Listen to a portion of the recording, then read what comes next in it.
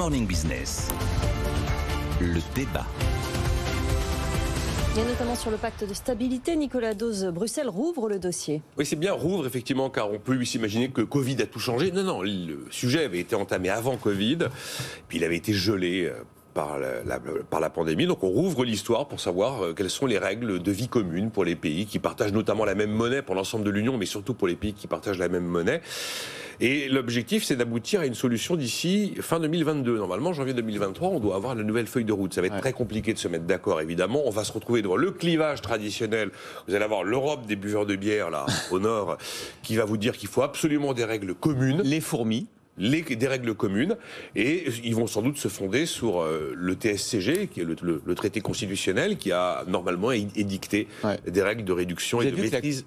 La future probable coalition allemande des libéraux, du SPD et des écolos, dit que c'est pas la peine de changer les règles, il y a tout dans le traité. Absolument, ils ont dit elle n'existe pas encore cette coalition formellement, mais ils considèrent qu'il y a tous les éléments de flexibilité dans les traités actuels et que c'est donc pas la peine de réécrire quoi que ce soit.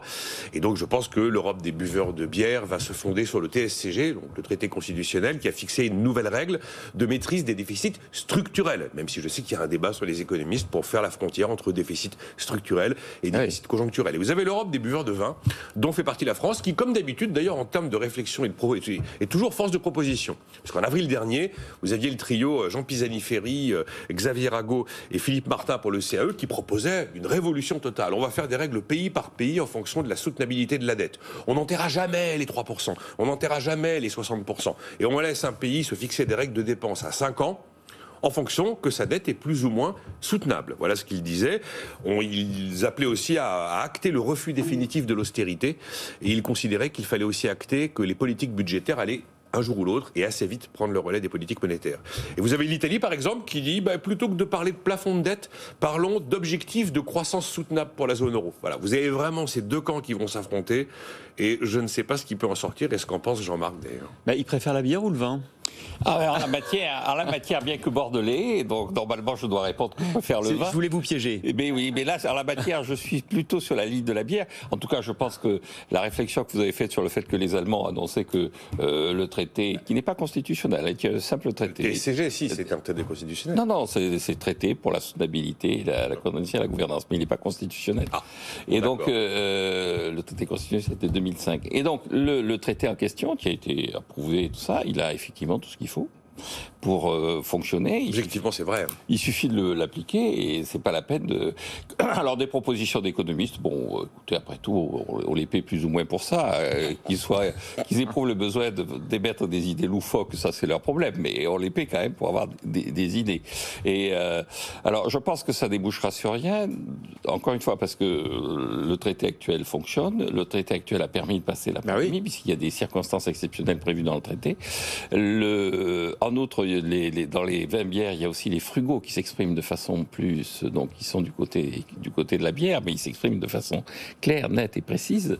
Et puis il y a le fait que pour se mettre d'accord sur 27, la probabilité qu'on arrive à un accord, c'est 1 sur 2 puissance 27. C'est largement la probabilité que vous aviez gagné au loto vendredi dernier les 220 millions. Et donc il y a quelqu'un qui a gagné, c'est incontestable. Maintenant, arriver en 1 an et demi à un accord, ça me paraît difficile, d'autant plus, vous l'avez bien signalé, je maintiens, les Allemands ont dit, écoutez, circuler, il n'y a rien à voir. Il y a quand même, maintenant, quand on regarde où on en est de ces réflexions, il y a des réflexions qui sont en train de progresser.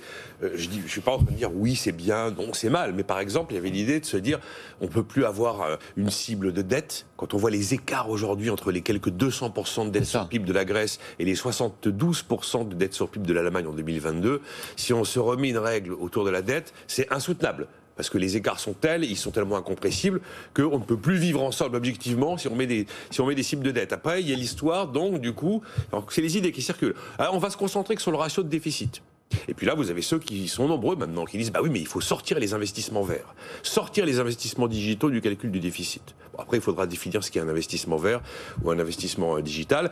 Et parmi le dernier élément qui est en gestation, en tout cas qui nourrit les esprits, c'est il ne faut surtout pas que ces discussions, ces consultations nous contraignent à aboutir à une réforme des traités. Parce que alors là, on n'y arrivera jamais. Donc on cherche les petits aménagements et les tripatouillages qui permettraient de changer 2-3 trucs sans avoir à toucher au traité. Par exemple, si on veut mettre les investissements verts et les sortir du calcul du déficit, il faudra quand même une validation législative. Et ça détruit la notion même de déficit. C'est une idée particulièrement stupide. Un déficit, c'est un déficit. Changer le nom des choses, ça ne change pas la réalité.